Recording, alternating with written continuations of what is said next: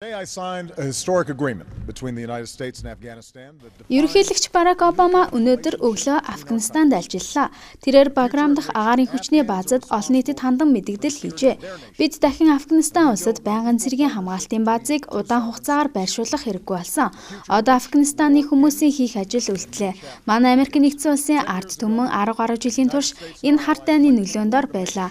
Одоо бид Америк нэгдсэн улсыг дахин шинжлэх болно. Иракийн дайн үүгээр дууссан бид ийхүү Афганистанд эхлүүлсэн ажлаа дуусгах ёстой. Энэ дайны өмнө хүлээсэн үүрэг хариуцлага төгсгөн гэжээ.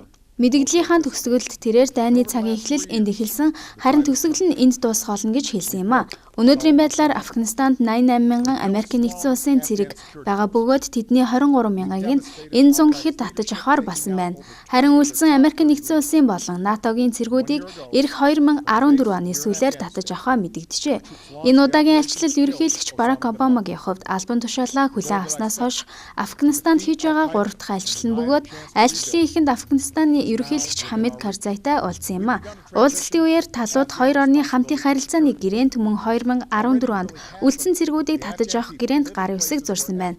Мөн Афганистаны ерөнхийлөгч Карзай Америк нэгдсэн улсын ард түмэнд баярлан талархснаа илэрхийлэн Барак Обаматай гар барьжээ.